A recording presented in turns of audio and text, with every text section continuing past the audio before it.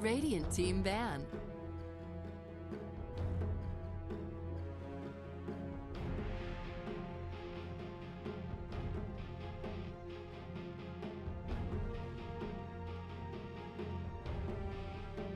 Ten seconds remaining.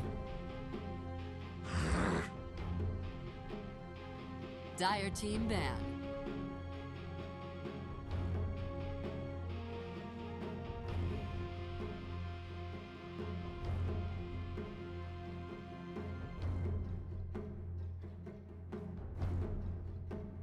Ten seconds remaining.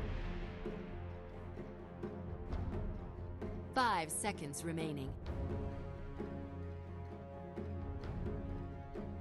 Reserve time.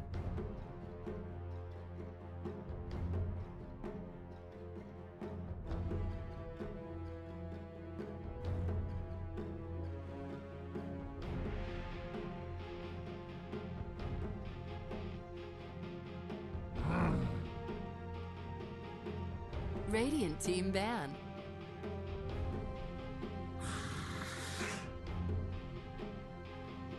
Dire Team pick.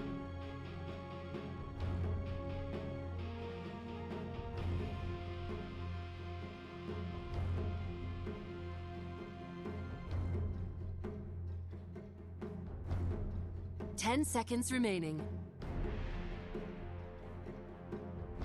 5 seconds remaining. Slaughter. Radiant Team pick.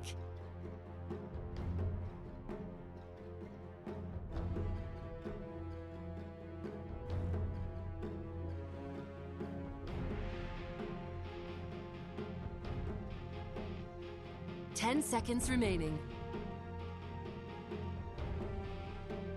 5 seconds remaining. Reserve time.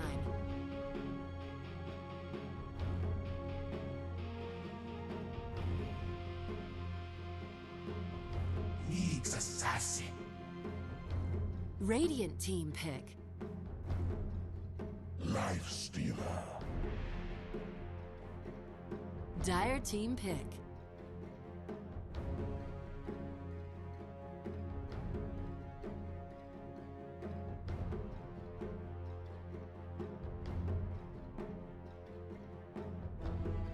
Ten seconds remaining. Juggernaut. Radiant Team ban.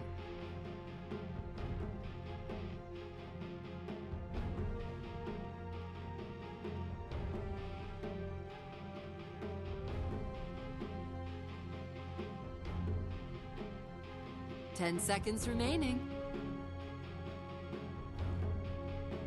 5 seconds remaining. Reserve time.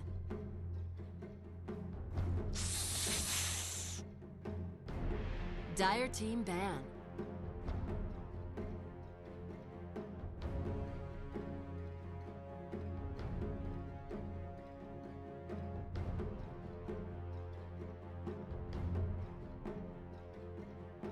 Ten seconds remaining. 5 seconds remaining. Reserve time.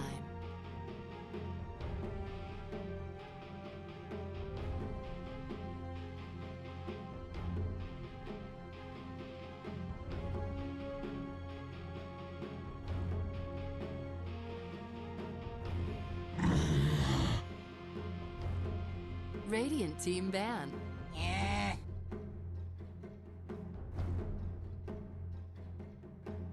Dire Team ban.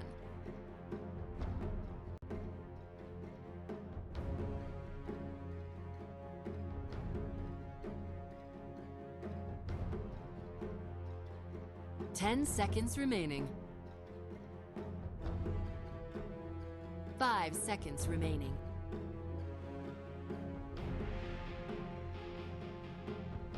Reserve time.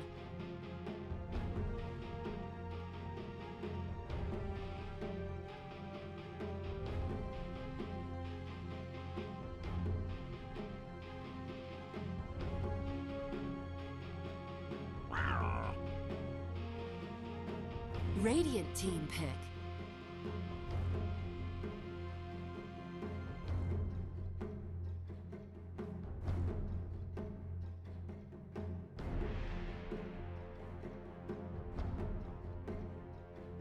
Ten seconds remaining. 5 seconds remaining. Axe. Dire team pick.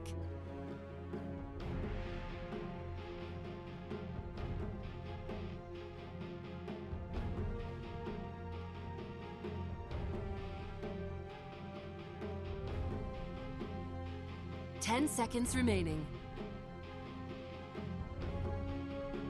5 seconds remaining.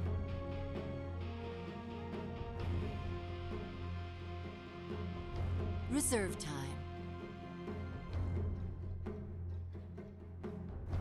Warlock. Radiant team pick.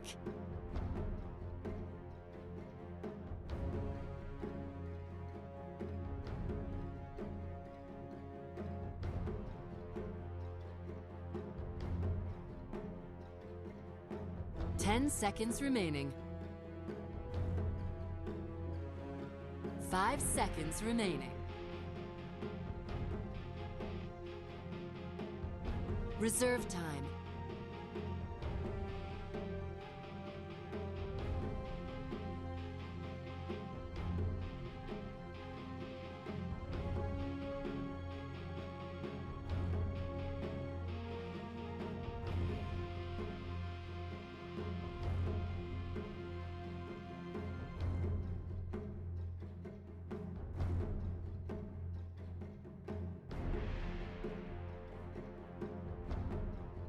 Silencer.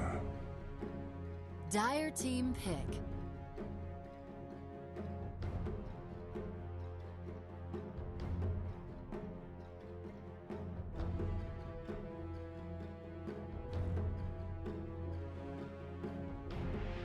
Ten seconds remaining. 5 seconds remaining.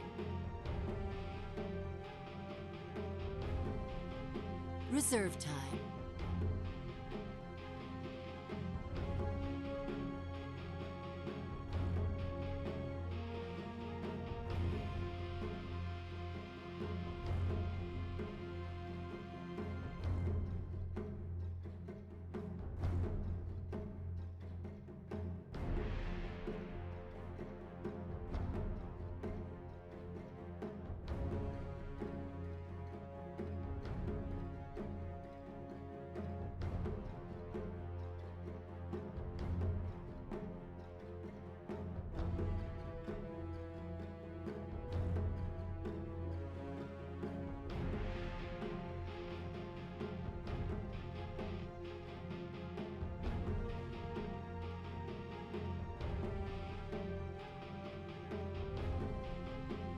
Abyssal Underlord.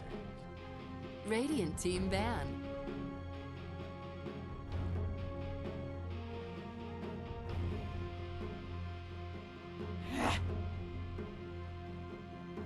Dire team ban.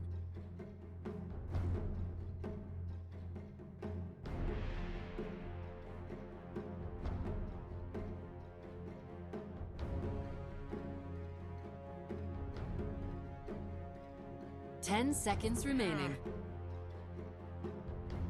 Dire team pick.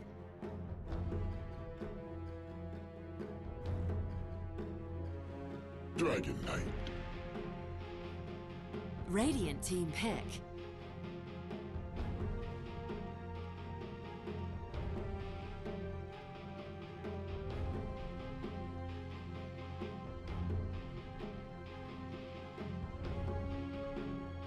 Ten seconds remaining. 5 seconds remaining.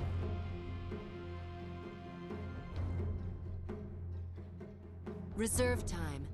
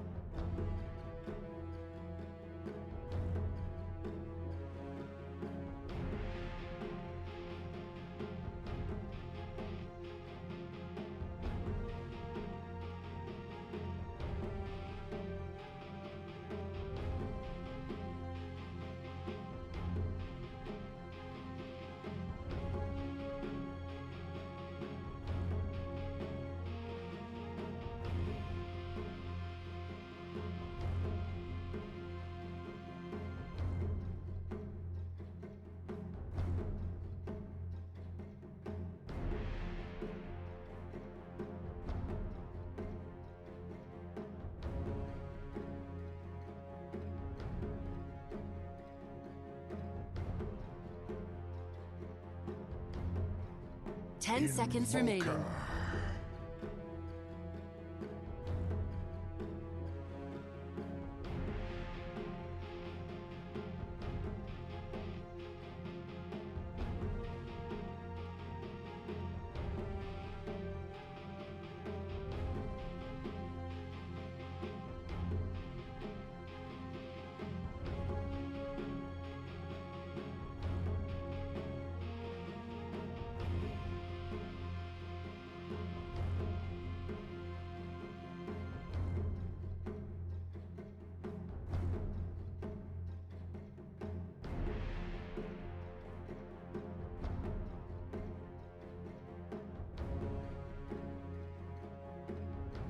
10 seconds remaining. 5 seconds remaining.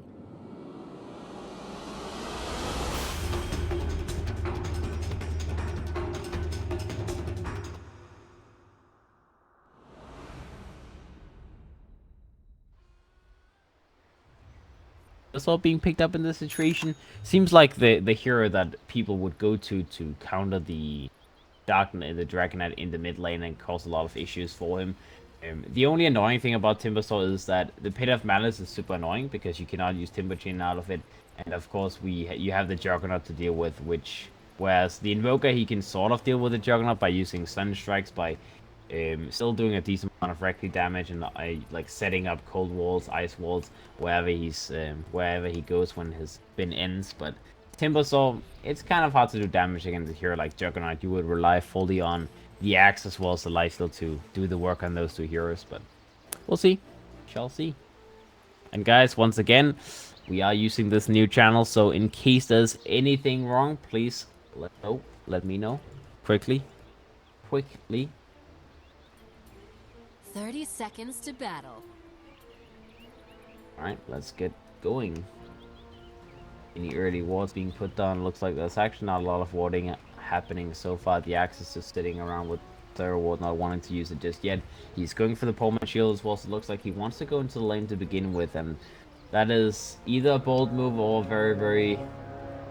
I mean, it's a risky move because this is not a fun lane to be in. They have the Slaughter Crush, they have a spin, they have that Warlock Shadow Word spam that's going to be a little bit annoying, but most likely he imagines that the Slaughter will start being in other areas of the map.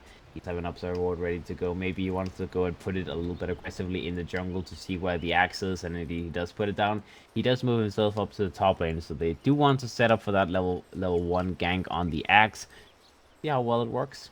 Bottom lane, deep vision for the side of Geek fam, spotting out rotations, a sentry rod blocking that hard camp, and nothing else really. Thing that they block their own their own small camp as well. Oh, actually no, they tried to unblock it. Sorry, that was it. Gonna say why do they block their own camp? But they did not. Top lane in the meantime looks like the Archer is going to be a little bit in trouble. The Nexus Assassin is trying to help him a little bit, but he's taking a lot of damage, and he went for the Battle Hunger level 1. So if he survives, this could be decent. But if he dies, that's not good. Oh, that's a painful skill point. That means he has to go back in lane. There's no way he can jungle right now. And going for that Battle Hunger, it's a very risky thing because you don't have any farming potential with it. The only reason you go for it is basically by, using it to get away from the spin range of the Juggernaut, but that situation clearly did not really work out that well. Yaj does try and leech his way to level 2. Should not be a big issue because his level 2 is going to come up very soon. That's the way they stop him for that long. He only needs a little bit more experience, but it is kind of rough dying like that. It is kind of rough. You deserve nothing. And looks like the Nexus Assassin is going to have a fun time. He did go for that Stout Shield level 1, so like we see a lot of position 4 heroes nowadays, more and more they tend to go for these like Stout Shield pickups or 4-man shield or whatever, just to go for a little bit of extra tankiness. And the reason behind it is basically if you don't want to have boots, you can go for like a Stout Shield or a 4-man shield and just trade it with the enemy support, so you force them to use a lot of regen, and of course you're very tanky yourself, so you don't don't have to use a lot of regen yourself. Underlord in the bottom lane looks like he's having an okay time against this life, but he does have his TP available in case of emergency, and this lane is a no stun lane, so there's actually no way they can stop him from farming, and he knows that. That's why he's playing so aggressively. He's just sitting in the lane, he's trading hits, he knows that he can stay here, and there's nothing the Lifesteal can do about it. As long as he has enough mana to go for TP out, he's going to be more than fine. Now we have a... okay, that's actually a very fancy courier.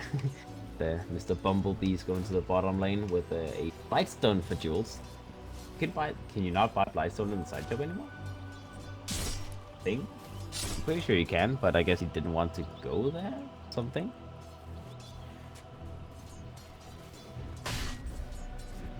He just didn't want to take the trip, right? Velo taking a little bit of harassment, but doesn't really feel like he's taking that much damage. He is having an okay time. He's now on 50 mana, so he's a little bit careful. Looks like Jules doesn't really care too much about how much mana he has. Fine, he will not. But that is like one of the points where, okay, he used his next his next Firestorm. Suddenly he's below the required mana to use a TP scroll. That could be when you try to punish him, but sadly the Silencer was not quite in position, and I guess level 3 Lifesteal is kind of a limit to how much damage you can do to an Underlord. The end.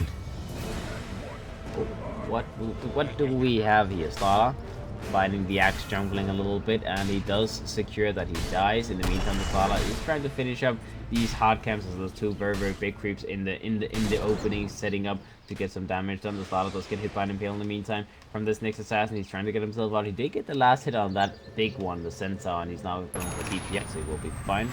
Sunstrike, a little bit late.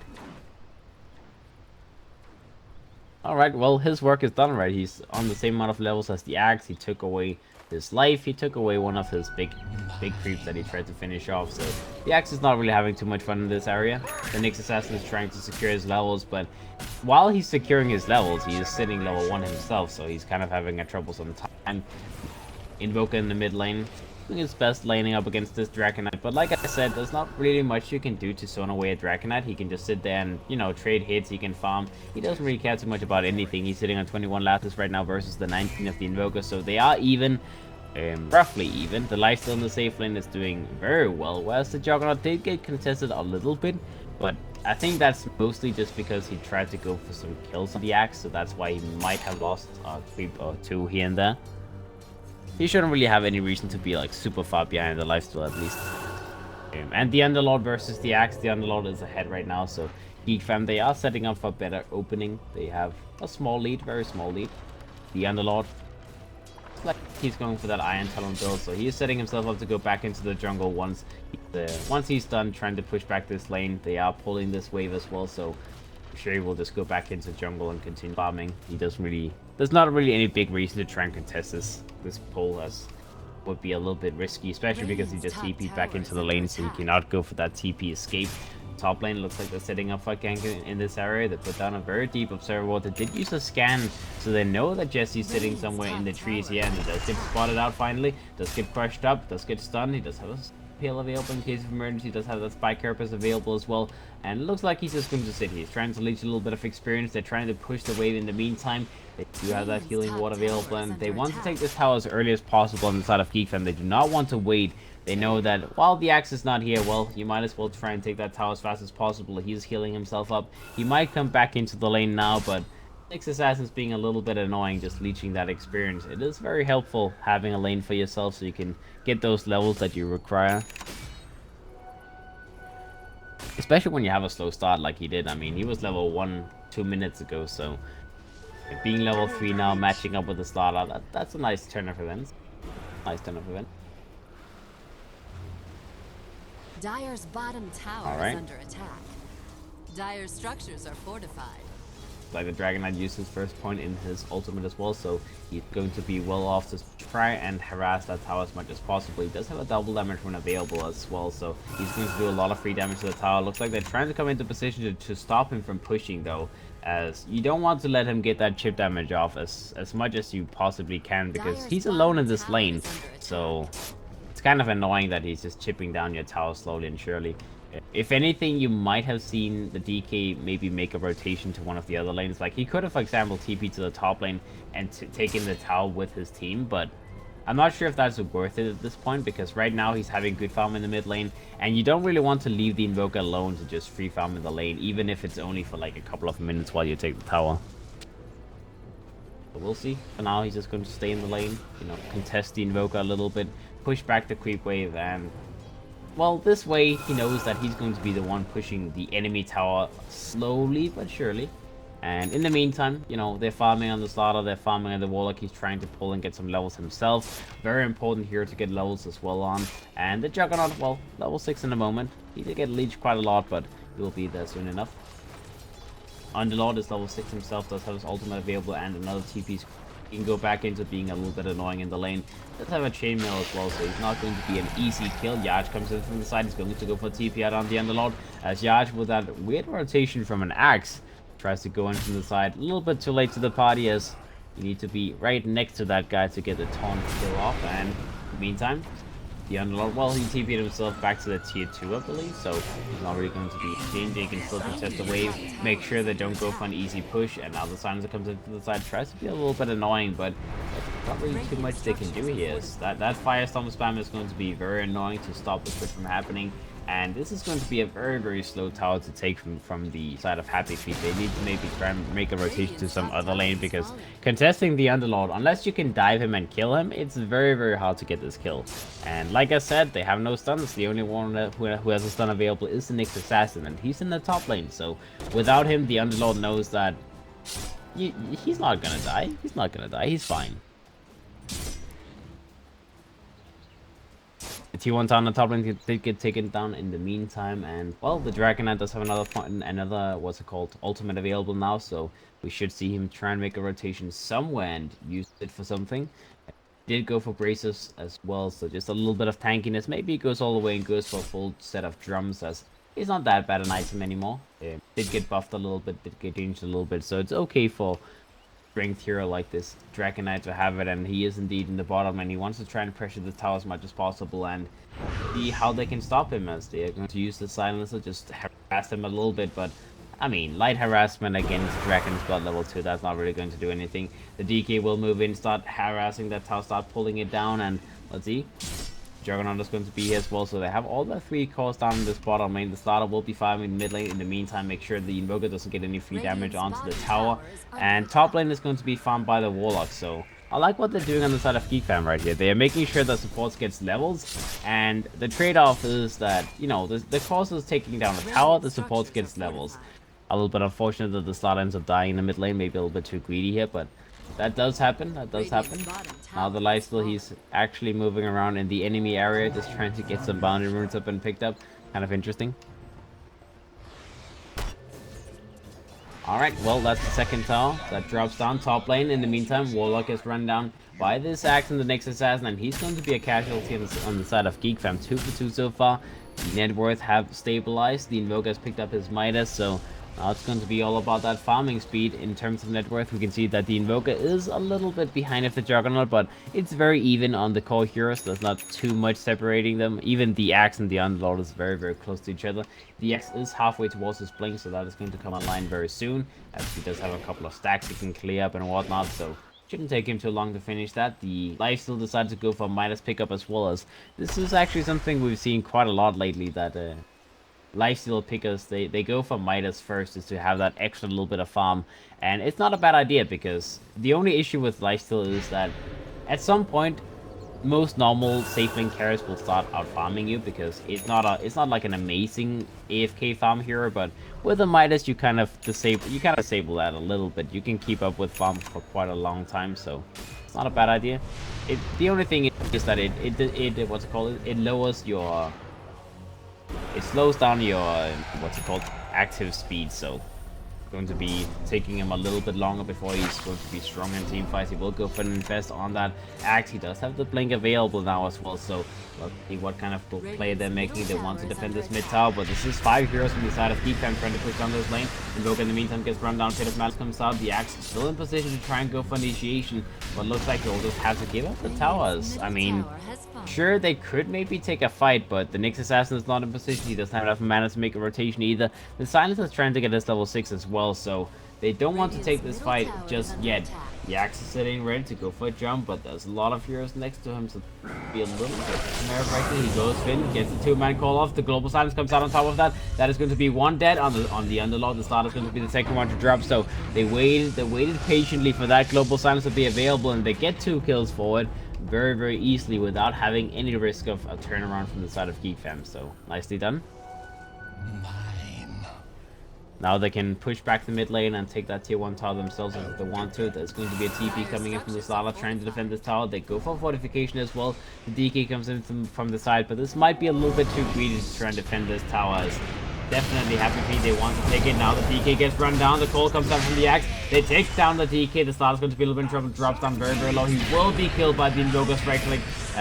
Ben does get that kill. Ben is trying to get himself out of that pit of malice. The Nexus S will be dropped down. Looks like Jules finding the life steals while the Axe gets out as well. Looks like the Juggernaut comes up this side to try to Omni Slash available. Lost vision of Ben for a second, so he could go for that Omni Slash play. And that is going to be the end of this fight in the mid lane. But 2-for-1 trade once again favoring the side of Happy Feet, as they might have not gotten a tier 1 tower, but at least they get another team fight 1. Not bad, not bad. Well, that blink already paying off on the Axe. He's moving straight towards that blade mill next. The silencer just trying to get some useful items for his team. A medallion is going to be the first item. The lifesteal is rushing towards his armlet. We'll have it up very soon. That is going to be a nice little boost in damage, but again, it does take him a little while before he's going to be fully online, because that Midas doesn't really give him much in terms of damage output in the team fights. But for now, it is also just mainly the Axe and the what's it called, Invoker that does damage in the team fights. So understandable. The Invoker, in the meantime, also very, very slow progress towards his Acronym Scepter. He was active in the fights, where usually you see Invokers just completely AFK farm the whole game. He's been pretty active so far, so we'll see if he continues doing that, or if he's going to focus a little bit more on gaining his own levels, because he does need that Acronym up as soon as possible.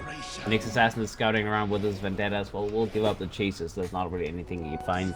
As this guy with Nyx Assassin, they can always look for kills, especially with the Sunstrike follow-up from Ben. So I would imagine that Happy Feet, they're going to try and look for less grouped up team fights and more pickoffs with the Nyx Assassin.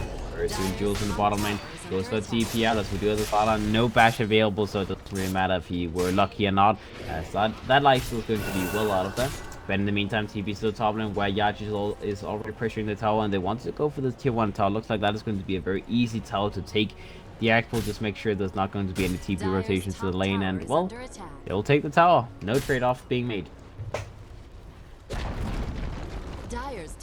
I guess it's not a completely bad idea that he decided to go for travel boots before he finished up that Acronym Scepter. Kind of curious, because normally you would go for the Axe as soon as possible, but the travel boots definitely does help him a little bit, because he can go for that split push very easily, like he did not just now. Just TP into the lane, take the tower down, and then, well, a bad idea. Geek Fam in the meantime, they go for 4-man smoking. They're moving up to the top area. They want to go for this kill on the Invoker. They know he's up here. They go for a scan as well. Ben might be a little bit in trouble. He uses the phylactery. He does have a point available. The Axe global side comes out. He does have his invis available. He tries to go for TP out, but it's going to be a little bit too late, as if you go for an instant TP, the global silence can cover your retreat, but he waited for a second. He tried to use his Ghost Walk, and then quickly he realized that there's no way he gets out of that one without TPing out, and that means he's going to be taken down. So Smoke Gang successfully working out for the side of Geek Fam. The global silence was used from the silencer, so that's 2 minutes without global available, and Geek Fam, they can take that kill and look straight for a push. They can potentially even, well, they've taken all of the tier 1 towers, of course, but they can take the tier 2 down the top lane, and maybe even look to take more, because the global silence is a very important thing for the team fight of Happy Feet. We'll see. Yeah, trying to mow it down. In the meantime, let's see what items is coming up. The Starlight's trying to rush towards that blink. Needs about 1,000 more gold. The Warlock, nothing big on this guy just yet. The Underlord does have his mechanism completed now, so that's nice little timing for him. The Juggernaut is moving towards his Mantis Stall as quick as possible. You want that Mantis Stall as soon as you humanly can this game against the Global.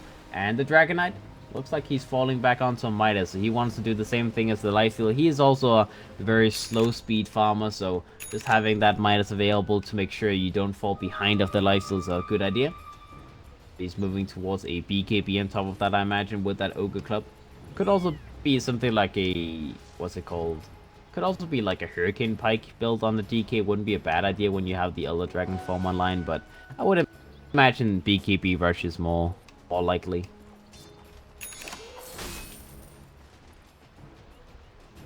Alright, let's see the axe in the bottom lane. Does have a spray mail available. He is infested with the lifesteal as well. They're looking for a pick off on something or someone. Let's see. They're moving in. They will be running into Teehee in the mid lane, but this is a lot of heroes on the side of Geek Fam. There are 4 people gathered up, and the 5th one is coming in the back, so I'm not sure this is going to be an easy jump to make. And the lifesteal, he is losing a lot of farming time in the meantime, so he will go out, he will go back to farming, use that Midas, so you don't lose your Midas value, and, well, give up for the chase right now. Let's give up. There's also Midas completed on the Silencer now. Pretty nice timing for support here to have a Midas completed. That's going to help him a little bit. So he stays in the games, makes sure that he has levels completed and whatnot, and not a bad idea. This is definitely a happy feet lineup that can go into the late game as, well, they have 3 Midases, so even though the lineup may not have the best carries in the world, it's still going to be a nice late game and very, very good Sunstrike in the bottom lane here from Happy Feet, making sure that it only hits the slaughter, and that's what he needed to do. If it shared damage with one of the creeps, I'm pretty sure it wouldn't have done enough damage to kill the slaughter, but very nice pick off indeed. That's what they need to do. Just keep using the Nyx, keep using the axe, get kills with these 3 heroes, and then just, well, continue farming with the 3 Midases that you have.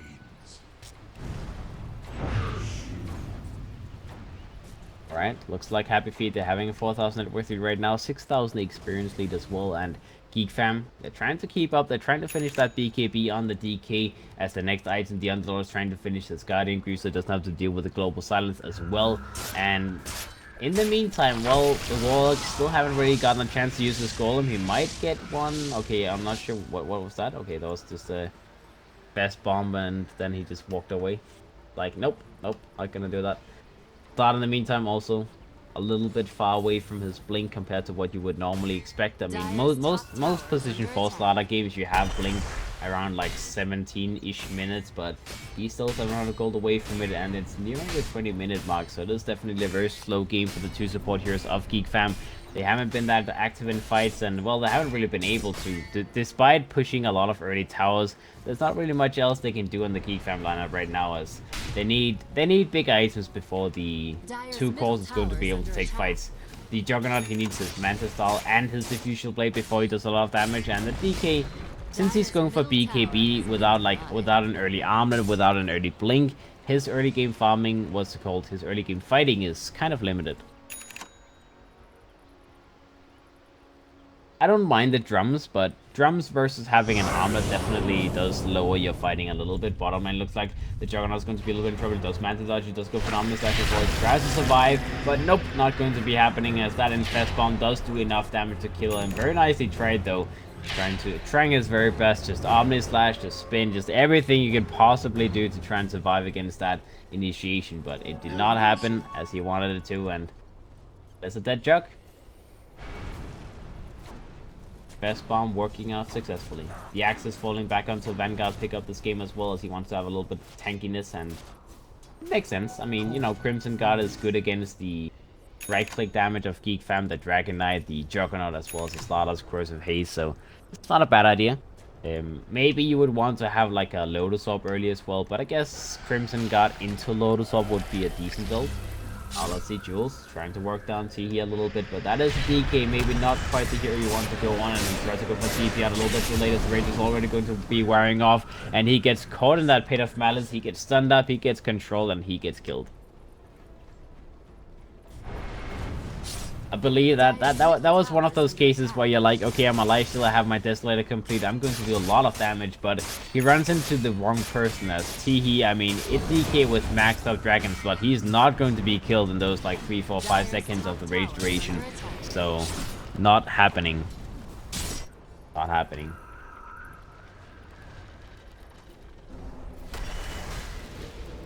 Alright, top lane, let's see. The Invoker is going to be run down, does get hit by that Corrosive Haze as Roger is trying to just keep tracks of him with that blink being available. In the meantime, the rest of the team is coming to the side, but they're not going to be able to catch the Invoker just yet. Ben is going to move himself around.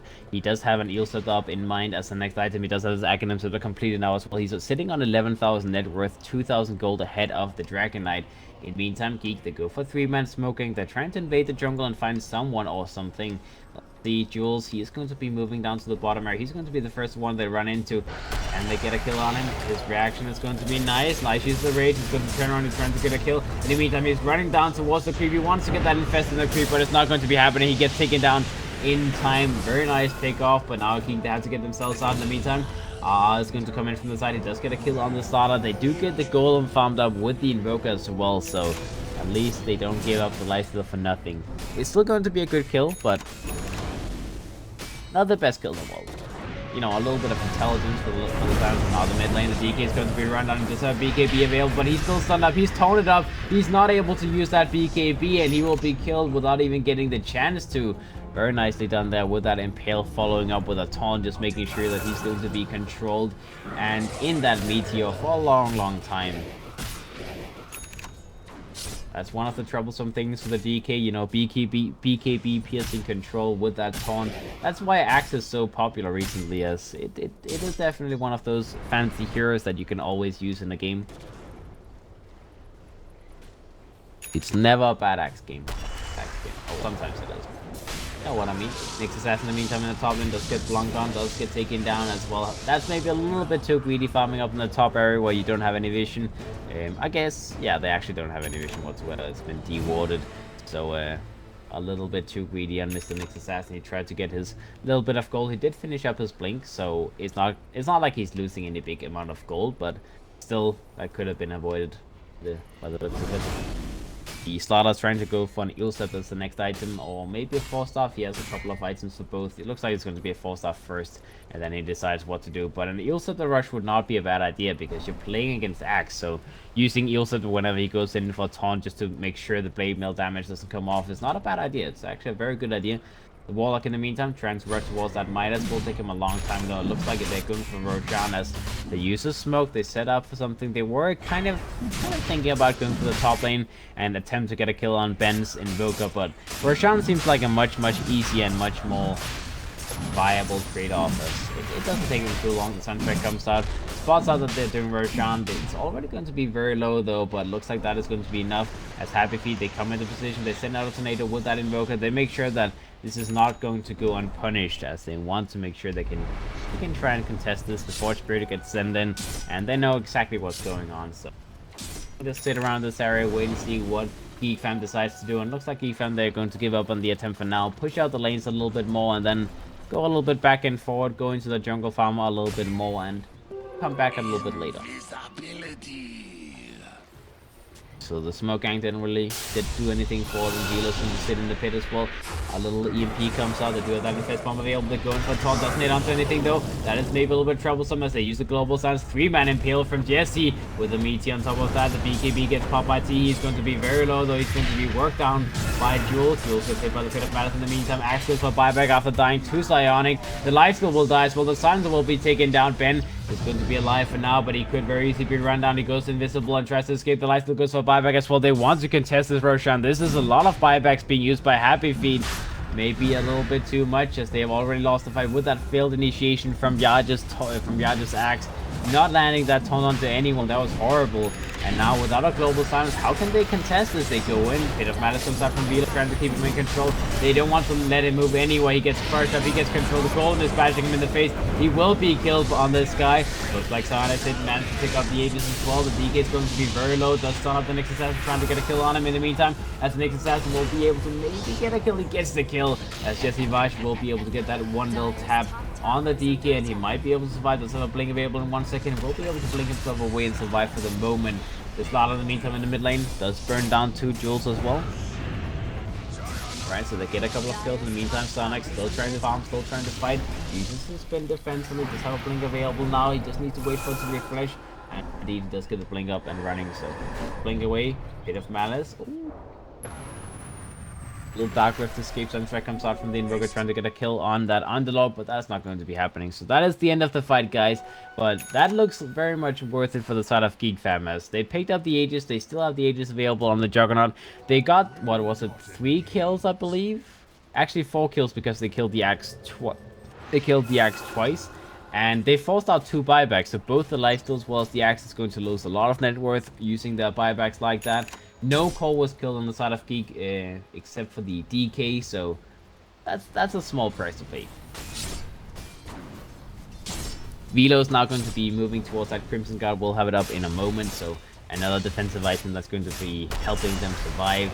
Lotus up on top of that would be a nice idea as well, just to take away that, you know, open wounds, take away the damage over time from the Invoker, the Cold Snap, and all of those annoying things, and potentially even help someone else on your team to take away that global silence, like use the Lotus Orb on someone like the Warlock, for example, in the middle of the team fight. And the Warlock does have his Smite completed now as well. The Slaughter does have that 4-star done in a second. What else? Juggernaut, Diffusal Blade will be completed soon. He decided to go for Blink first, though. He wanted that mobility before he went for the Diffusal Blade, and now he'll fall back onto the Diffu. DK on top of his BKB, moving towards that Silver Edge, but he's still not farming that incredibly fast. The Invoker is still sitting on an insane amount of farmers. Ben, despite his team dying a little bit, buying back and whatnot, he's still the most farmed here in the game, 4,000 gold ahead of the DK, so he's having a good time. He's the one keeping them ahead this game, and his farm is definitely doing a lot of work. We'll go for a Lincoln to get next item. Looks like bottom lane, this is going to be a little bit troublesome for the Underlord. He's going to be worked at. Cosmetic Blast comes out, the Global Silence comes out on top of that, making sure that they can get this kill on the Underlord, and they will get the kill. No way that this guy survives. The Dug comes out to make sure that he falls down. Maybe a little bit much using the Global Silence, but they did not want to let him use his Dark Rift to escape that. They wanted to get the kill for sure, and better safe than sorry, right? Better safe than sorry. Right, in the meantime, Geek fam once again making his 3-man smoke rotation. They do have Teehee pushing the mid tower, as he's doing as much damage as he possibly can. Meanwhile, bottom tower going to be pressured by the Invoker, so they're making a trade-off. Looks like the Silence is a little bit in trouble while he's being spun out. He goes for the Shrine Pop. He will be able to survive. In the meantime, the Impale comes out a little bit too late, though. As Ionox will get himself out. They get the tier 2 tower in the mid lane. The Invoker comes into the lane, tries to defend the tower as much as he can. Puts down a cold little ice wall, but he gets jumped on. He gets initiated on the Warlock. Comes out. Looks like the Finn is going to be taken down on the Invoker. A little bit too greedy. In the meantime, the Life is going to be fighting under that ice wall. Yach will be killed on the Axe.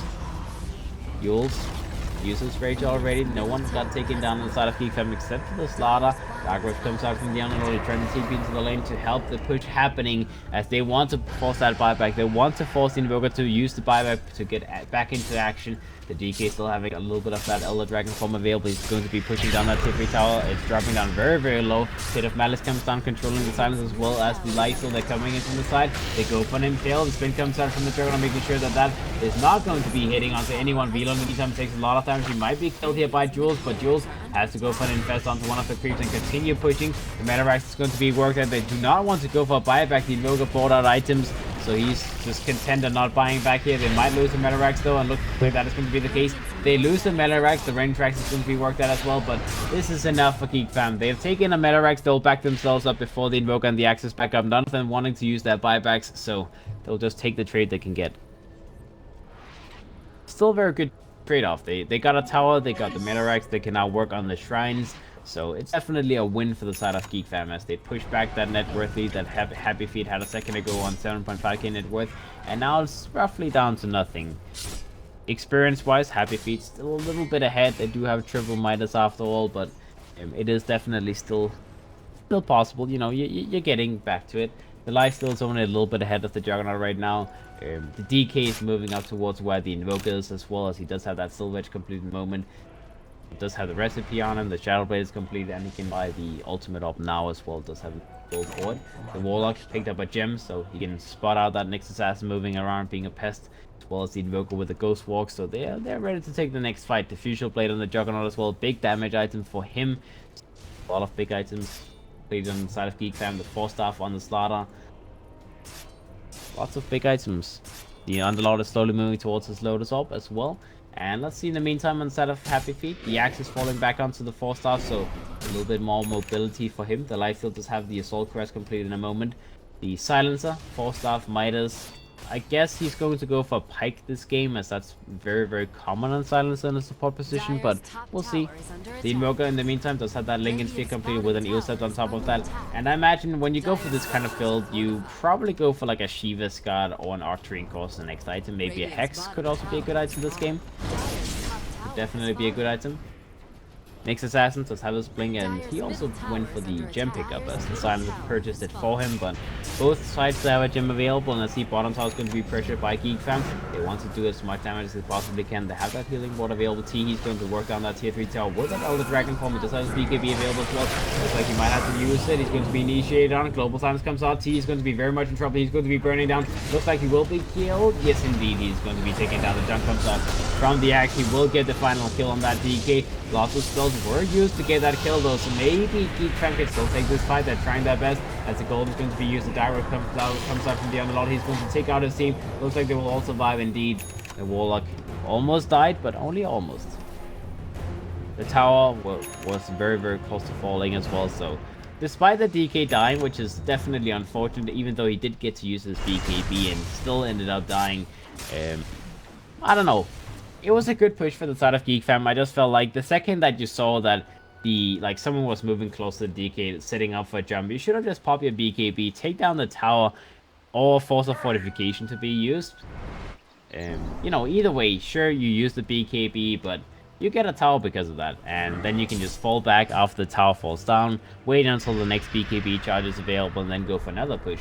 As it's a better trade-off than giving up that DK's life, because the only reason he died to that initiation from the axe was because he didn't have his BKB active, so the Invoker could do a lot of damage with his Meteor and whatnot. If he has a BKB up in that fight, you know, there's no way he dies, because the axe only does so much damage with that blade mill, so we'll see if they can make the next fight a little bit better inside of Geek Fam. Maybe. Alright, another smoke gang comes out. They're going for a 4-man smoke. The DK is going to be on the move with that Invis rune available. Let's see, he goes in, impale. Not, oh, no. Next Assassin gets jumped on. Doesn't get hit by anything though. Gets that blink away in the meantime. And Ben, he's going to be moving up the top lane. He's going to be cutting the creep wave and then probably just TP out. Looks like he's going to be just moving past the first one, as he knows that they are very, very close to him. So he doesn't want to risk getting killed. And he will take down the next creep wave. Possibly? No, he will push the mid lane. Right, I guess that's also possible. I mean, he's just going to be pushing somewhere, right?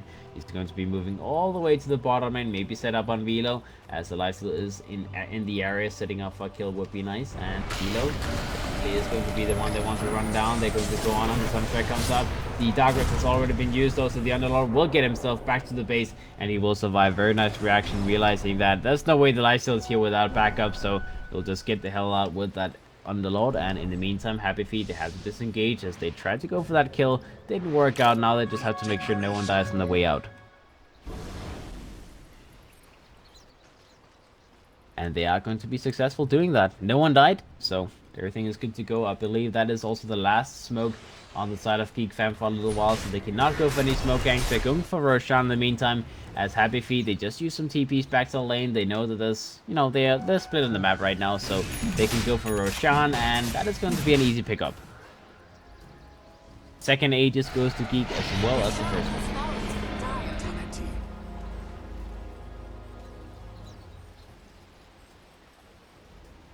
Alright, so let's see. Aegis is up on the Juggernaut. They will take down that shrine as well. He's moving towards the Mjolnir as the next item, as it makes sense. There's a lot of armor on the Happy Feet lineup, so having that Mjolnir damage makes a lot of sense. They don't have any BKBs. Well, the life still has this rage, but there's no BKBs completed just yet, so Mjolnir damage is definitely going to be able to do a lot. And attack speed is a great setup for a basher that he most likely will go for afterwards, I would imagine. Let's see what else. Starlight does have a Solar Crest completed now. The Warlock still not really moving into any big item. He does have 3,000 gold picked up though, so he can go for like an Acronym set to pick up very soon. The Underlord does have that Lotus Orb completed in a moment as well. The DK next item will be an Assault Crest for him as well, as it takes him a little while to finish up, but it's going to be a nice upgrade. Bottom lane looks like the Underlord is going to be taken down a little bit low, but he's going to be the defender of this lane. He's making sure that they cannot go for a split push situation inside of Happy Feet. They'll have to go back and defend, and whenever the Underlord is necessary in this top lane, he can just use his Dark Rift to come back in.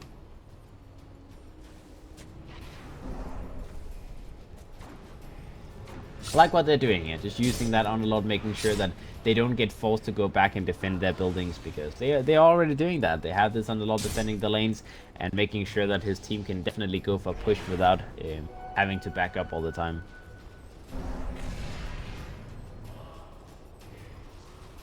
Alright, let's see what items is coming up online. The lifesteal with that assault crest complete is moving towards the Bastion X. He will have it up very soon. The Nyx Assassin picked up a 4-staff as well. The axe does have his own 4-staff complete, moving towards the Shiva's guard next, halfway towards it. The Invoker decided to go for Blink.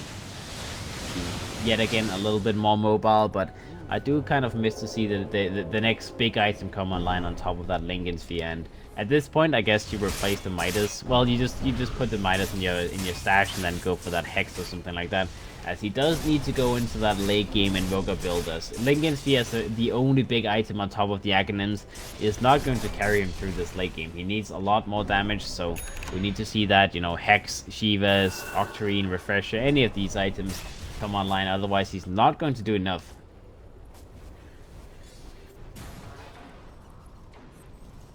Alright, deep bottom lane. Still kind of thinking about jumping Velo here, maybe trying to make an attempt on his life, but looks like they will jump him down. He's going to pop his Guardian Grease, pop his Crimson Guard, and then just be like, you're not going to kill me, bro. Not happening. In the meantime, mid lane, they jump in, they set up on the silencer, but the Slaughter may have asked for a little bit too much, as he didn't get his 4-staff away. He just wanted to get a little tap on that silence. The global silence does get 4-staff as they're trying to get a kill on this Underlord, but he's going to go for TP out and he will survive. So get a Slaughter kill, but nothing else.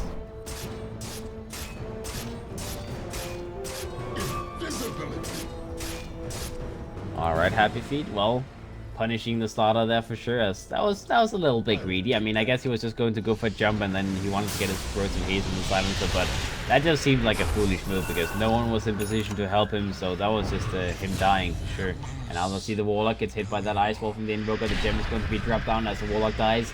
There's no way they can help him surviving. They don't want to take a fight when they have 2 people dead. And without the Slaughter, sure, the Slaughter doesn't do a lot of damage in the fights, but the Solar Crest and the Corrosive Haze is very important for them to do damage, so they cannot take a fight without the Slaughter being there. They'll just have to give up the heroes, give up the gem. Very, very big losses on the side of Geek fam, as they're now back to that point where Happy Feet, they're 5,000 gold ahead, and keep in mind, there's an Aegis still ticking on the Juggernaut, so they want to use it on the side of Geek fam, but it looks like they are not really going to get a chance to do that, as it's gone in about 1 or 2 minutes, so they need to go straight away when the Warlock gets back up, otherwise they will have wasted that opportunity to use the Aegis for anything big. We'll be back to just, you know, equal, no outer towers for both teams. Both teams have roughly the same amount of damage done to the enemy as well. You know, obviously the Metarax in the mid lane down for the side of Happy Feet, but that's definitely a small thing. You can work around that. They're split pushing, they're trying their best, chip down the buildings in the mid lane, the bottom lane, and whatnot. So we'll see if they continue doing this.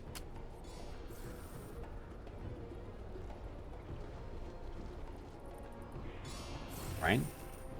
Warlock picks up a Glimmer Cape as well, so he's not going to go for any of those big items this game. The tier 3 down the bottom will be taken down by the Juggernaut in the meantime. They're trying to use that Aegis. He will be stunned up with that Impale. They're trying to run him down. The song comes out. Looks like the Juggernaut is going to be taken down. That's the Aegis burning. As Vito will be hit by a Meteor. In the meantime, he's burning down very, very low. Will follow the Meteor. He will die as well. The Silencer got taken down in the meantime. Omniscience comes out from the Jug. Self-heals from the Invoker, keeping himself alive. They do have that Trend Heal available in the meantime. Buyback comes up from the Nyx Assassin as well. Jules is still fighting against Teehee's DK. In the meantime, this Slaughter's going to be a little bit deep in, trying to help the Juggernaut. The Juggernaut will survive, get out as well. Teehee goes back, tries to fight, but the taunt comes out, and Jaj is going to be the execution on the DK. The DK drops down as then everyone just doing so much damage. The Lifesteal especially doing a lot of damage at this point. Look at the right clicks coming out. They do go for a taunt on this Warlock. They might be able to get the kill. They don't have any detection on him right now, but they do see him now and they will get that kill. Middle barracks are under attack. Right, looks like the Happy Feet lineup did also lose one of their gems, as the Juggernaut meant to pick it up in the heat of battle in the middle of the fight. So they will have to use that backup gem on the side of Happy Feet. I believe they lose both gems. Did they lose both? Actually, they lost both gems. Okay, that's kind of rough. actually a pretty big trade-off inside of Geek Fam if they take both of the gems as well, but they might have to go for some buybacks themselves now, as then he's pushing down the top lane. He's making sure that the Juggernaut is not going to be able to set up anything. He will put down that ice wall, not going to be hitting onto anything, and in the meantime Ben is going to be in trouble. He gets blunked on by the Slaughter and Psionics' Juggernaut. He will be taken down, as that is not what you want to have happening if you're going to go for push yourself. You used a couple of buybacks defending that bottom lane push, and now losing the Invoker means that they cannot go for a counter push, they cannot force any buybacks, and Geek Fam, they'll lose absolutely nothing for that attempt. They will lose absolutely nothing. That's pretty big, pretty damn big.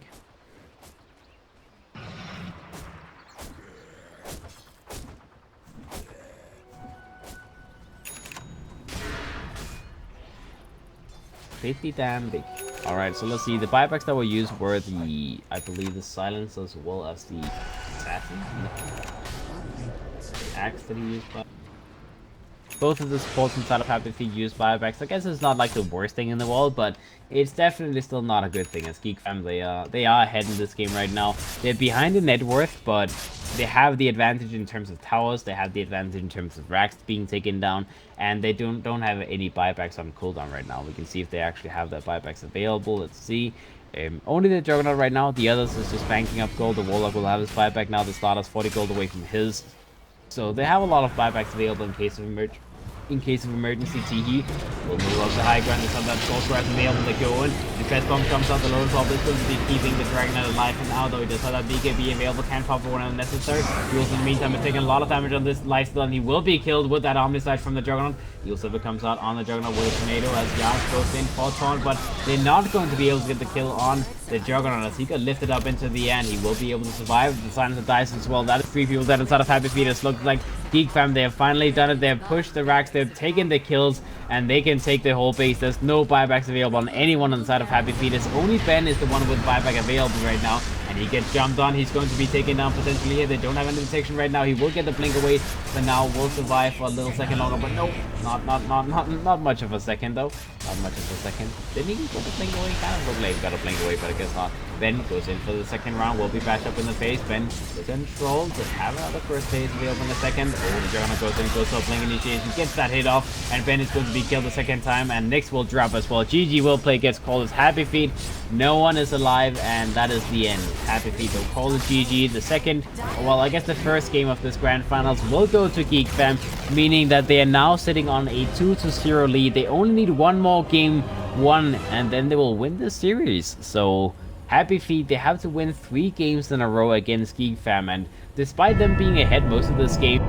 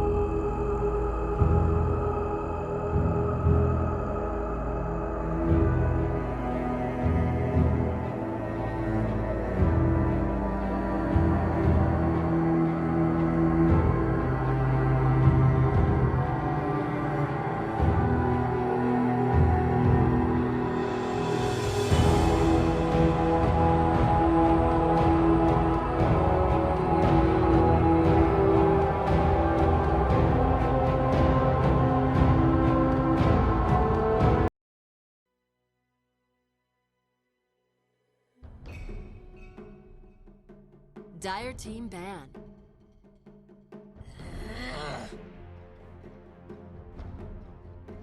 Radiant team ban.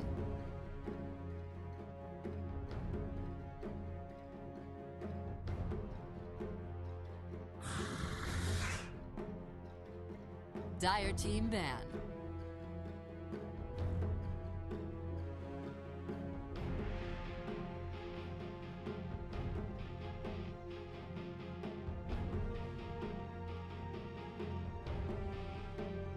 Ten seconds remaining.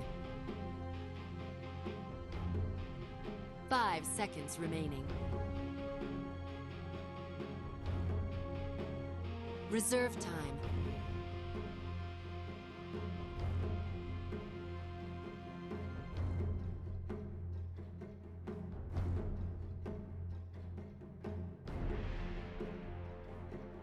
Radiant team ban.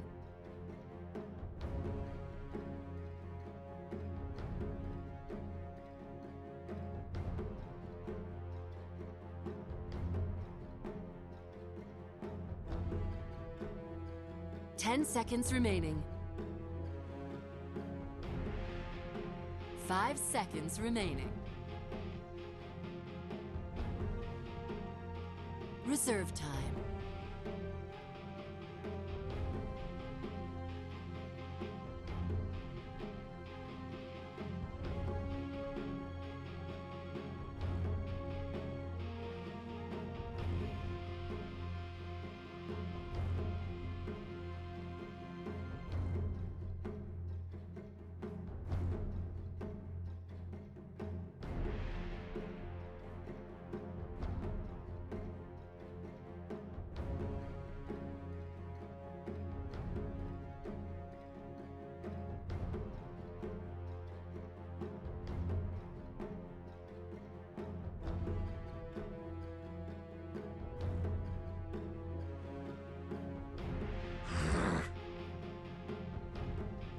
Dire team pick.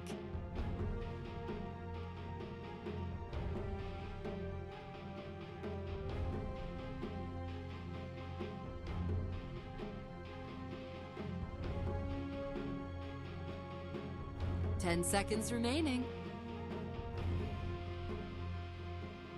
5 seconds remaining. Reserve time. Radiant team pick.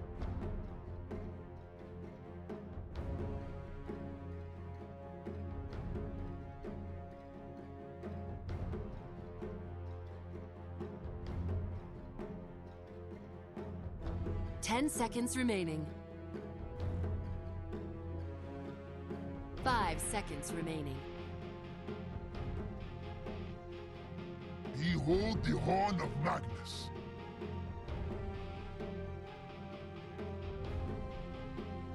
Radiant team ban.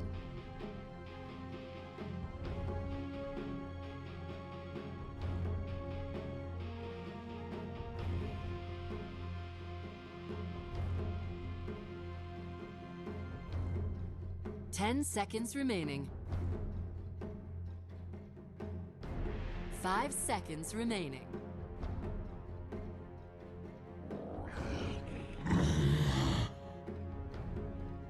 Radiant team ban.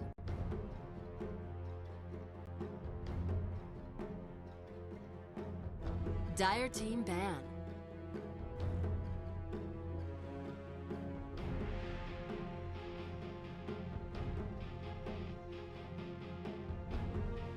Ten seconds remaining.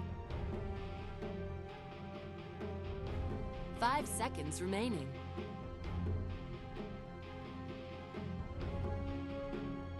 Reserve time.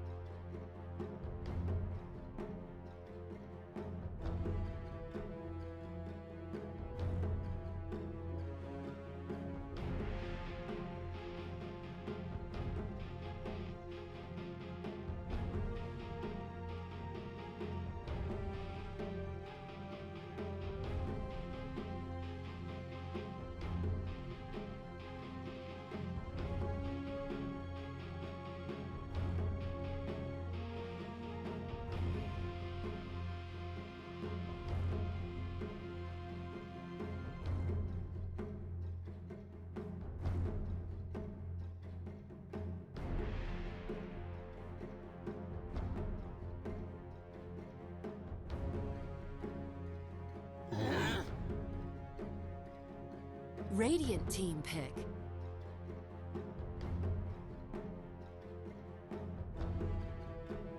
Dire team pick.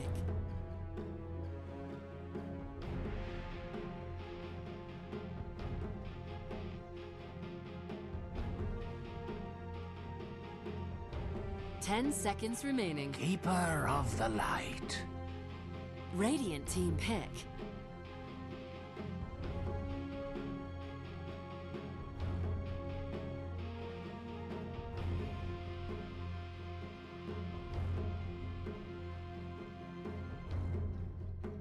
Ten seconds remaining. 5 seconds remaining.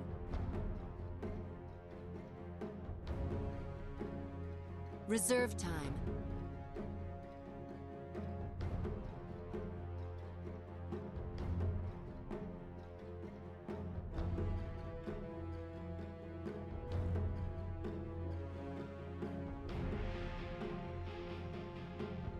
Dusk.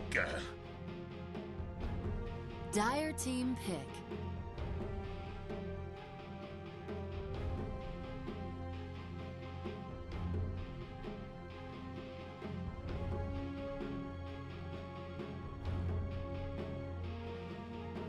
Ten seconds remaining. 5 seconds remaining. Radiant team ban.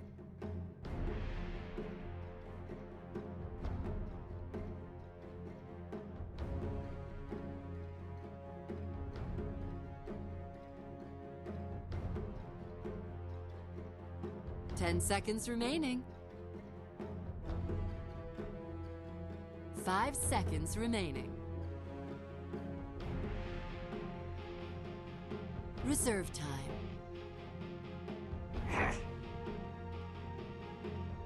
Dire team ban.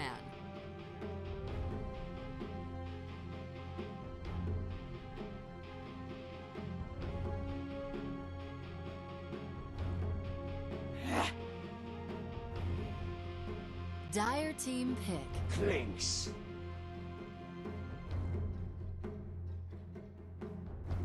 Radiant team pick.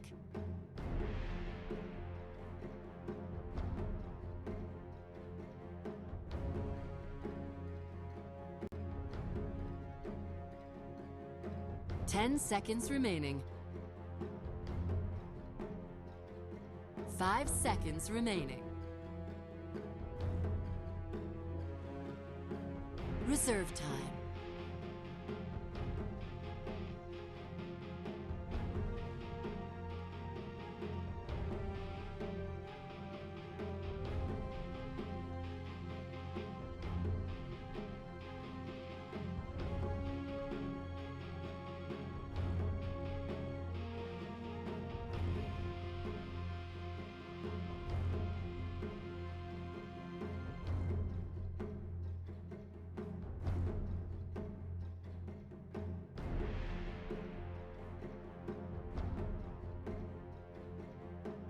Phantom Assassin.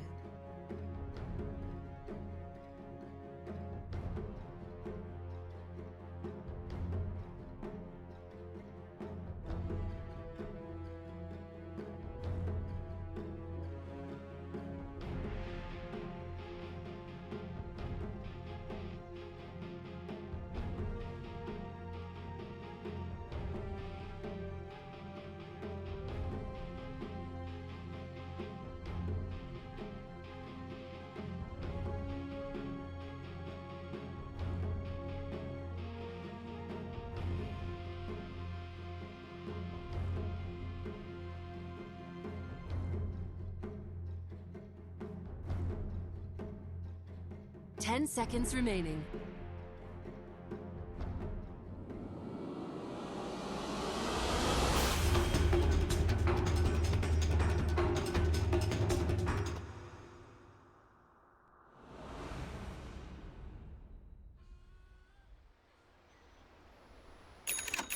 We'll see what happens. We shall see what happens as battle. lineup wise. Geek Fam's lineup is kind of weird, but They do have potential. I mean, it's very obvious they don't really want to what's it called? They don't want to force any 5-on-5 team fights. They just want to be able to delay the game, defend towers, and then split push as much as they can. They have decent pick-off potential with the with the axe as well as the Slaughter whenever they get blinks on those two heroes. Obviously, both the axe as well as the Slaughter can set up for Sunstrikes, so they have some potential with that. We'll see.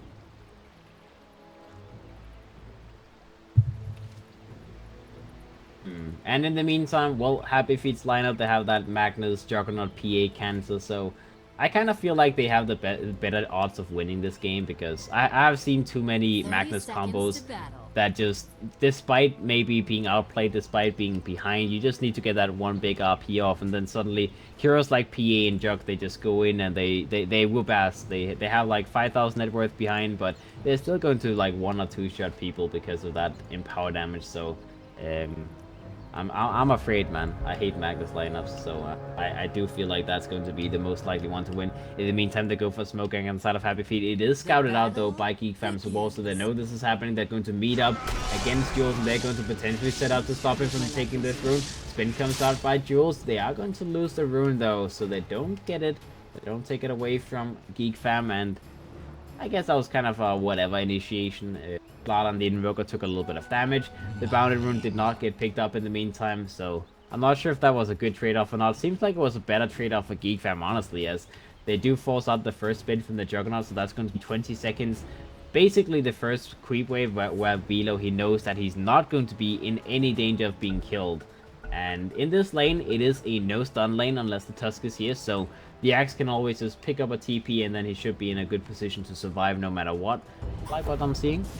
Meanwhile, mid lane, Ben, he's going to be all in the face of Teehee already in top lane. Okay, that was kind of interesting, but apparently Mr. Magnus, he gets run down with that Mana Leak coming out. He got stunned up, and that Sunstrike came out from Teehee, setting up another kill.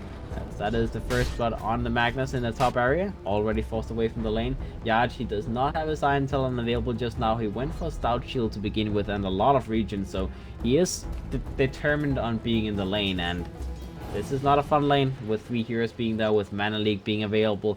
That Skewer does not help you too much. As Skewer is normally one of those spells where you're like, okay guys, I have Skewer, I can just skewer myself away whenever I'm in danger, but whenever he's Mana Leak, that almost makes it worse.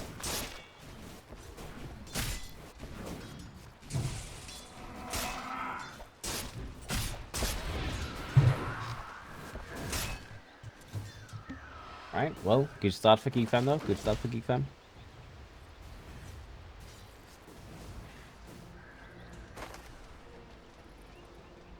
Velo, level 2 right now, so he did get that first creep wave pretty much for free, and now he's going to go back into jungle and just continue farming here. This is going to be a very good start for the Axis.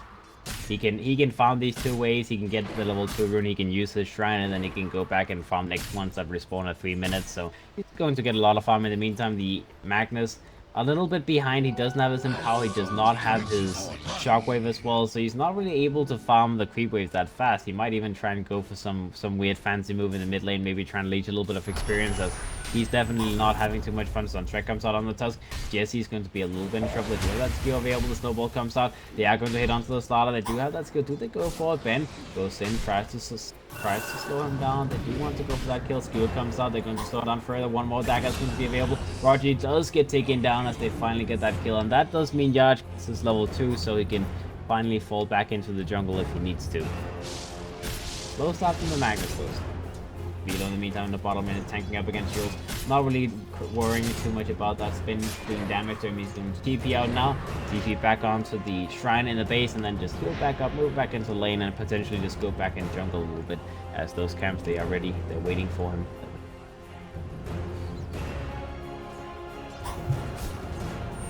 Alright. Oh, Sunstrike, Yaj, again, a little bit in trouble. Looks like he's trying to go for deny, but he's definitely going to be taken down, as Raji, he will not allow that deny to happen. They're tanking the creeps, and the Sunstrike missed, but they do still get the kill.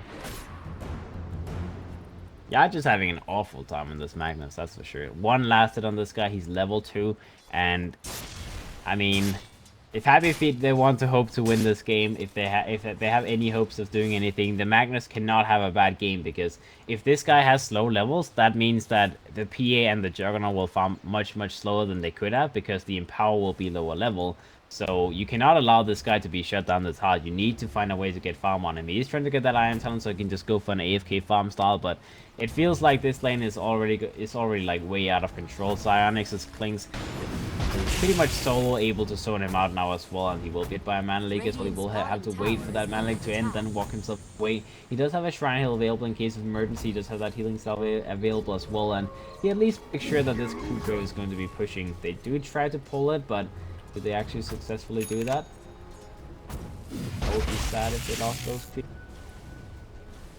Looks like they will. No, yes, oh, yes, that's 3 range creeps. That's a lot of experience being lost, but we'll get his level 3 at the very least. Looks like the Axe is actually jungling in the enemy area. He does have Illusion Rune being picked up early as well, which is nice. Axe is one of the best heroes at having Illusion Runes. He will go into the enemy jungle, and he finds himself a very juicy stack here. I'm not sure if he's tanky enough to actually farm it right now, but he's going to try his very best to do that. Let's see if he survives. He does have a healing cell available as well, and he'll just pop that cell, so everything should be fine. That's a lot of experience and net worth going his way. He will farm the other lanes as well, farm the other camps, and block them, be a little bit annoying, and well, Velo's having a beautiful time. The tower is being pushed in the meantime. Jesse Vaish moves into position, does try to help him a little bit. Help Jules push, and the Axe will go in with those illusions. Will push away the creeps. They will go for a spin on one of the illusions, so they finally realize, okay, that's an illusion, guys. That's not going to be a kill. And Velo in the meantime, he's level 5 right now, so he's having a very strong start. 22 lasses in this Axe versus the 3 lasses of the Magnus. Happy Feet, they're definitely far behind. As the Klings is also farming freely in the top lane on Geek Fam's side. The PA and the Jug both doing pretty well inside of Happy Feet, but I'm not sure if they're doing well enough. Ben is contesting TE very nice in the mid lane. He's 10 lasses ahead of him, and he's trying to go for a jump on him now. TE is going to be dropping down. He does not have his Ghost Walk available right now. He will be hit by a snowball, and he's going to be taken down as Ben. He gets a little kill for himself in the mid lane. 2 for 2 so far. 2 for 2. Alright, that is definitely what they need. They need to make sure that Ben gets a very good start, as PA is one of those heroes. He's like the bringer of luck, right? You can always turn around any kind of bad situation if you have a PA, because you just need 1 or 2 big crits in a fight, and then that is going to be enough. Jules in the bottom lane gets torn out. He might be a little bit too low, and another spin comes out from Velo. That is going to be a dead Juggernaut. They might be able to get another kill to Warlock. Will be a little bit in trouble. Snowball comes out from Jesse Vaish. He does go for shots as well. They will try and get a kill on the Slaughter, but no, the miss, the high ground miss. Oh boy, how unfortunate can you be? Slaughter will survive. He'll crush his way through things. He'll walk the other way, and he will survive. In the meantime, Happy Feet, they lose 2 heroes in the bottom lane without getting any turnaround kill whatsoever. Velo, of course, having lots of levels in this situation as well. He can buy out his Tranquil Boots now. He is almost level 6, and without even having Dunk available, he managed to get a kill on the Juggernaut. With that Dunk being available soon enough, that is going to be even worse. Even worse. Dire's bottom tower is under attack. Alright, let's see what how Yaj is doing in the top lane. He does have level 4 right now. 2 points in Shockwave. He is going for max Shockwave, as I'm not sure what the appropriate way of building Magnus is right now. It feels like most people, they like to go for max Shockwave and, you know, pick up Arcane Boots, pick up the Blink straight away. And yeah, it makes sense. It's decent. Maxing in power early is maybe a little bit too much, because it doesn't really make you farm any faster yourself. Shockwave is much better for him farming, and if you max in power early, you pretty much have to follow around the PE and the Jug. Make sure you keep re-empowering them. You keep making sure that they farm with empower, so they at least make up for the farm that you miss. I don't mind it though. I mean, even just the second point in empower before you get level 7 would be fine. A little bit of upgraded damage.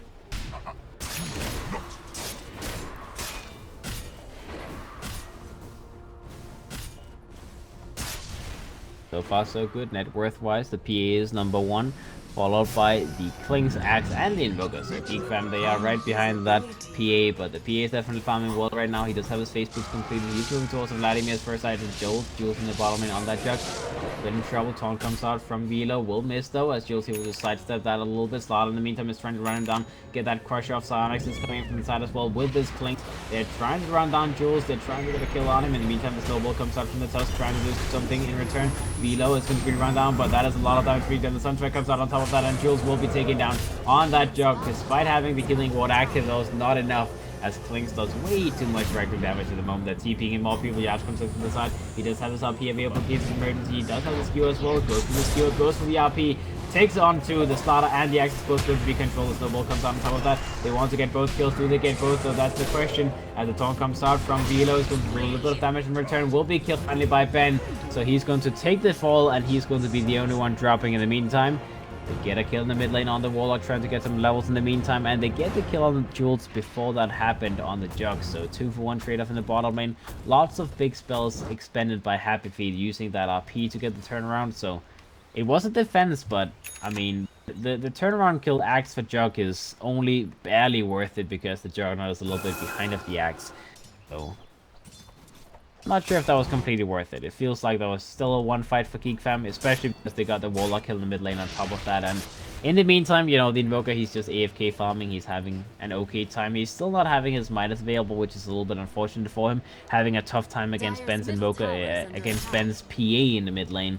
But that's kind of the matchup. Invoker usually does sort of poorly against these heavy melee damage heroes like, you know, Ember, Spirit, PA, Juggernaut. They just jump you and then they kill you eventually. Radiant's bottom tower is under attack. Alright, what else is happening? Jules continuing to pull back in as he had a very difficult start, but he's getting after it. He's trying to just AFK farm as much as he can. You need to actually land the last hits though, mate. So that's get the last hits, please. Alright, Yaj on the Magnus as well in the top lane. Cane Boots is complete. They're smoked up with Jesse as well. Spend. They're trying to look for a pick off on someone. They do have dust available on the tusk, so looks like it is going to be the Klings they're trying to work on. They're going for the snowball. They get a hit on him. They do hit the snowball. They have the dust available. They get the dust off. They go for a jump on him. The shot comes out as well, and Sonic is going to be controlled. The tornado is going to keep in control in the meantime. The shockwave will miss, but they should still get this kill. Dust is going to run out very soon. He goes for that one pickup, and looks like Sonic will be taken down finally, as that is a dead Klings. That Klings, but Velo in the bottom lane gets a kill on the Juggernaut in the meantime. Was that a solo kill? Okay, well, just a solo kill on him. His blink will be completed very soon, so a nice blink timing for him, and he just needs that one more creep with then that is going to be complete. He's trying to pressure the tower in the meantime. He will take these camps and farm those up. So the Axe definitely still carrying his team nicely on his shoulders right now, having a very good laning stage.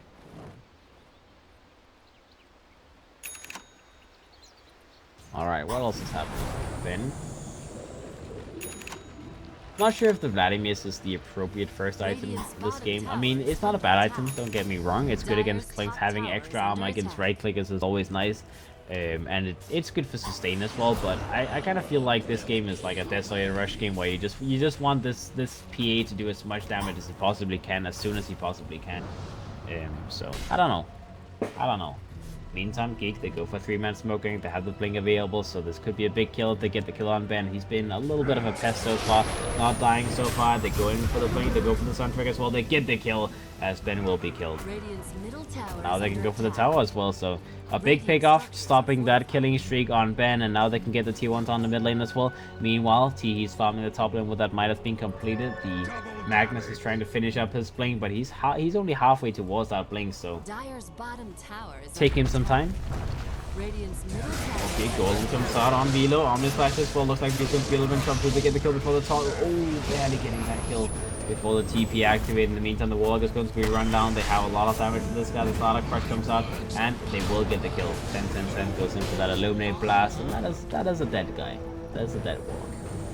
Meanwhile, bottom, they have 4 heroes gathered up. They're trying to go for a jump in with that snowball, as a snowball into an RP. That could be a fancy way of setting up for a fight, but looks like the fight will not happen. It's going to just be that 1-for-1 trade-off, the Warlock for the Axe.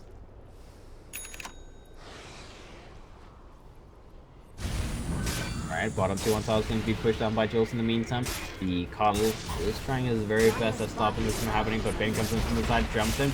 Axe gets recalled in the meantime, let's see if it does. It's going for a very, very deep jump. Tenzin is going to be a little bit in trouble. Will be killed by that dagger from Ben, but in the meantime, the Tusk drops on himself, and now comes the turnaround. Keep from there moving in. They get a 2-man crush off, and the Magnus is going to be taken down first. He tries to go in for an RP on Psionics. Not going to be in time as he gets killed first. The call comes out from Velo. Looks like the Juggernaut's going to be a little bit in trouble. The PA, sorry, is going to be in trouble himself. He does get the blink away onto Jules, but is it going to be enough? They need to defend this guy. The Slaughter goes in, tries to get a jump on. Tusk goes in for a snowball. Spin doing so much damage. The call comes out from the Axe in the meantime, and the PA will be killed again. Slaughter not being taken down. Happy Feet, they lose that mid laner again as the Axe setting up another very, very good jump with those blink calls. He's been doing a lot of big stuff this game with that Axe. Definitely having a beautiful performance on Velo. Got it. Let's see Yash. I mean, you can't really blame Yash for having a bad performance this game. It was pretty much just an awful lane. Like, Klings is a super strong laning hero. Coddle is one of the most obnoxious heroes to play against, especially for Magnus, because usually the reason why Magnus is hard to zone out is because whenever he's in trouble, he just skewers away, but the Mana League makes that impossible, so they just had a very, very strong lane to deal with Magnus, and they dealt with him. Like, first blood on the Magnus, shutting him down instantly, and follow-up kills happening all the time with those Sunstrikes on top, so definitely a lot of fun Magnus game. Bottom lane, Juggernaut gets taken down with that call. They try to get another kill on JC. They missed the dunk a little bit, but they do still get the kill. This is getting a little bit out of hand as the net worth is skyrocketing down towards Geek Fam's favor. They're now sitting on roughly a 6,000 net worth as well as experience lead. The Axe will complete his blade mail very soon, just needs 1,000 more gold. He does have his blink played earlier, 14 minutes into the game. The Slaughter only needs 700 more gold for his blink. The Keep of the Light is rushing towards the Aghanim Scepter as well. They're trying to find a kill in the bottom lane. Looks like the Keep of the Light is going to be a little bit in trouble as Ben goes in, gets a jump, and yeah, 10 will be killed. Yaj will get the final blow. Very close to his blink. He can pick it up soon enough. He just goes for that shockwave, gets a couple of lasts, and that is going to be the blink completed. So this is the moment that Happy Feet were waiting for mid lane. Looks like the Armor Slash comes out on the Axe, but he already used his taunt. That is not doing a lot of damage in the meantime. The Axe will be spun and he will be worked, and he is going to be right-clicked a little bit as well. Jules very desperately wants to get this kill, but he's not going to be able to get it. Oh, the shockwave comes out from Yash from the sidelines. He will finish off the Axe, but the Juggernaut died himself. The Warlock in the middle will be killed as well. The Golem will be farmed up as well. So this is a lot of net worth being lost for that Axe kill. Sure, the Axe is a pest. He's worth more than the Jug, but it's not worth continuously trading off your safe lane carry whenever you want to kill the Axe, because the Klings is just reaping the benefits. He's getting kill after kill after kill. He's having a fun time. He has his Dragonlance completed. He's moving towards the Desolator next. The Invoker with that Midas Travel Boots build coming online. He actually went for the same build as Ben did. I'm a little bit surprised to see the Travel Boots being picked up again, but I guess this is pretty much the same thing as last game, where you have like a split push heavy draft with the Invoker, so he just wants to be active on the map, be around on the different lanes, push the lanes, and get out in case he's in trouble. Haste lays waste. I'll take that. And what else? Let's see. Tusk finally got his level 6, so Walrus Punch is going to be available. The PA still moving towards that Desolator. Looks like they're going for a jump on Velo in the bottom lane, but that haste burn is being a little bit annoying. The Magnus tried to go for a skewer play on him, but did not happen. And that Axe is going to get out of that just fine. Juggernaut, let's see what items he has. Yasha completed, so definitely a very, very slow farm game side of Happy Feet. Ben is going to get a little bit back after with that Empower being available. He obviously does farm very, very quickly. So Yash just needs to make sure that both the Jug as well as the PA is always affected by Empower. On the mid lane, they go for a jump, they try to focus on the Coddle. The Starter goes for a Blink Crush in the meantime. The Sunstrike comes out. Yash is going to be a little bit in trouble. He will be worked on. Will be taken down as the Klings does way too much damage to not get that kill right now. 1 for 1. Coddle for Magnus. Again, a better trade-off for Happy Feet. Oh, what's it called? A better trade-off for Geek Fam, sorry.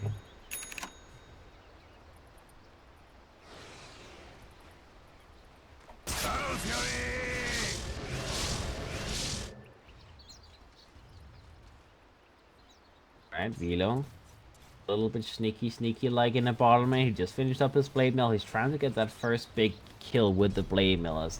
This is always what you want to look for with Axe. This is like the king of heroes when it comes to just sitting in the side lanes and wait for some important target to come in and try and farm, and then you just pick him off. Jesse Vash is in position to try and help him here. So Vito, he will definitely go for this jump. He's waiting for people to come into side. Blade mode comes out. Jesse Vash goes in for a taunt, but no, it's not going to be good enough to get the dunk kill. No, they do not. They do not get the dunk. The dunk was attempted on Jesse Vash. In the meantime, the RP comes out on the Axel, so they might be able to be taken down here. The Omnislash comes out as well, but the Crush will kill the Jug. Oh boy. Oh boy almighty. How unfortunate, how unfortunate. One more hit on that slot, he would have died, but he got a Crush kill on the Jug. So 2 for 2 in the bottom lane. It was a pretty nice bait, all things considered. I mean, the Juggernaut definitely knew. They definitely knew that the Axe was trying to do something fancy, but they didn't know he had the Blade Mail available. The Juggernaut almost died instantly, so the Tusk barely got in to be able to set up for that counter initiation. The Juggernaut did end up dying in the end, and the Tusk died as well, so not the best turn of events in the world. Judge, in the meantime, will try and get himself away, but looks like he's going to be run down and potentially even kill. Blink is available. He will get the Blink away, so he does survive for now. Very nicely done. Making sure he doesn't die again. Alrighty. 8,000 net worth even inside of Geek Fam right now. 7.5k experience. Ben still moving towards that death letter. We'll have it up very soon. So 700 more gold to go. Magnus, next item, I guess. Yeah, okay, Yachi's going for Shadow Blade. He always loves to go for Shadow Blade second item. Like, usually you see like Blink Force, then Shadow Blade, or Blink Force, Yule Shadow Blade. But Yachi loves to go for a second item Shadow Blade, so he has that sneaky like thing. Up and running as soon as possible. Not a bad idea, because if you just bank on getting a good RP off, then Shadow Blade helps that, because you just, you know, you sit invisible and you just wait for your moment in the middle of the team fight, and then go for that Blink RP, so bad idea. Invoker in the meantime will finish up his Acronym set very soon. Only needs 1,000 more gold to finish that up. I guess it's still kind of slow compared to the normal timing, but he did go for that travel boots first, so that's why it's a little bit past 20 minutes. In the meantime, okay, Velo gets hit by a snowball. Tusk still going to be alive for now. They do have a Sunstrike potentially coming out from the Invoker. 10 seconds to go before it's off cooldown, so he's not going to be able to get a kill on Jesse just now, and they will go for that Shrine Heal, so make sure that no one gets picked off just yet. Do they have vision here? Nah, I don't know.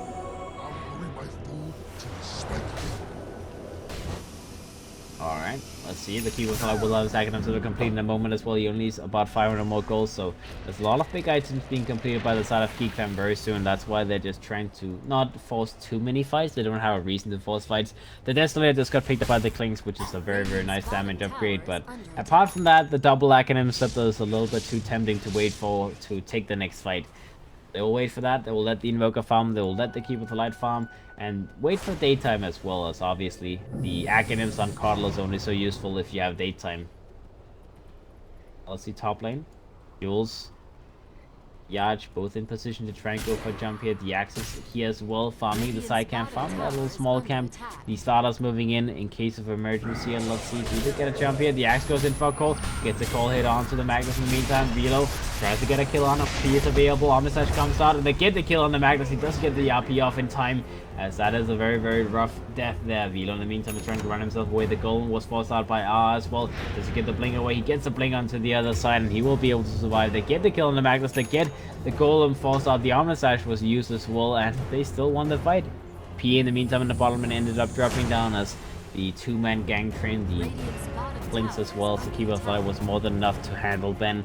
So he will die as well. He does have his own Desolator completed, but Towers is falling on the side of Happy Feet. Heroes is dying, and this just looks rough. This looks very rough.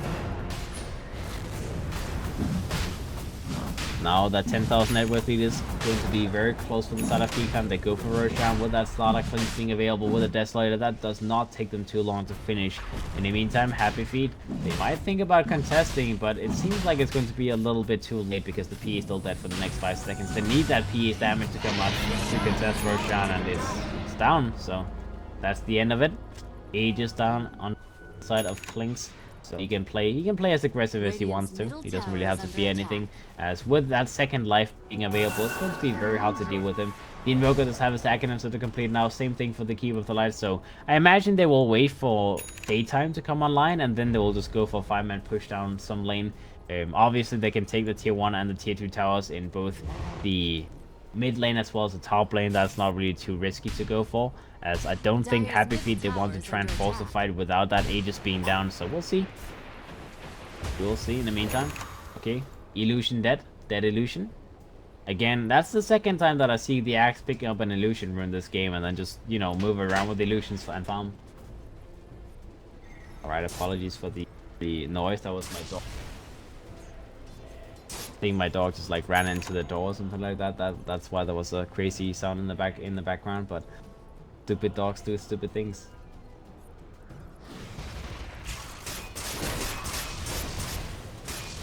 Alright. See, top lane. Jules is going to be pinged out furiously. Velo is trying to get close enough to get that blink call off, but he is spotted out with that frozen sigil. So Jules, he knows that he's in danger. He will just back himself up. Does not want to be picked off in this situation. He does have his Manta style finally completed. The PA moving towards his BKB next, and well, it's all going slow, but slow is better than nothing. He'll deny the mid tower, at least take away that little bit of pressure from the side of Geek Fan. But in the meantime, in the bottom lane, R is going to be run down by Sonic. He will be killed as well. Jesse goes in, gets the jump on Sonic, pops his dust as well, he gets that uppercut off, but Tusk, you're all on your own, my friend. That is 3 hits, 1 dead. Tusk is the Klings just doesn't really care. I mean, 2k HP with that death pack being active, he doesn't care about anything. In the meantime, the PA gets taken down in top lane from Velo's initiation with a Sunstrike follow-up again, and now the bottom tier 3 tower is going to be pushed by Geek Fam. This just looks awful for the side of Happy Feet, as they do get a kill on the Axe with the Magnus RP being used, but is that worth? No, he actually didn't use RP, he just got a kill on him, so I guess that's nice. That's nice. At least 1 kill that side, but the tier 3 tower will be taken down here in the bottom lane, and the Metarax and the Radiant Rex is both going to be in danger. They do have an RP available. They need to get a big RP up. They go on. They don't want to RP the Aegis target though. That's always a sad thing. They'll go for a skewer back. They'll control him. They'll try to pick him off without having to use the RP. But the Omnislash bounces back onto one of the creeps. The Golem comes out, and Sonic is still alive. As he'll just back himself up, he will be healed up by this Keep of the Light, and well, that's 2 big ultimates being used on the side of Happy Feet. Again, not successfully securing any kills, as the Aegis is still off for the next couple of minutes, and they can still use it for another push. They can go for another high ground push with that Aegis still being available. The Hurricane Pike is now complete by the Klink, so he has a little bit more survivability, and it just goes from bad to worse on Happy Feet's side. All of their ultimates is always used in either a bad way or they're just very unfortunate. That Omnislash was so sad. Bottom lane, the Juggernaut gets jumped on by Velo, Sunstrike follow-up, and that is once again a pick-off. Mid lane, the Tusk gets taken down, the RP comes out from Yard, but the Klink has already done the damage. He's taken down both the Warlock as well as the Tusk. He's still alive, the Aegis still being available. Ben goes in for a jump. The Magnus does get taken down by Psionics, as those hits on the high ground not missing. The Magnus will die, and Ben will be the next one to drop. 5 people dead inside of Happy Feet as Psionics. This Klings is just doing too much. That is going to be the Aegis securing 5 kills inside of Happy Feet. They'll take the tier 2 town. Now they'll move themselves up to the high ground. They will continue pushing, and this looks like it's going to be the end. Happy Feet, obviously they do not want to tap out just yet, as this is the grand finals. This is the last game for Geek Fam to win. If they win this, they won the series, they won the grand finals. But it looks like Happy Feet, they just don't have an answer to this Klings. It's just too much. The Axe had a beautiful laning stage. He did a lot of work in the lane and in the game, and the Klings also had a very, very good game. So GG gets called. Happy Feet, they'll tap out, they'll admit defeat. As Geek Fam, they just did a little bit too well this game. They did a little bit too well. I mean, the first game was even. Happy Feet, they were actually ahead most of the game, but this second game, definitely Geek Fam. They won the laning stage, they won the mid game, they won well, I guess we didn't really get to late game, but they won everything, and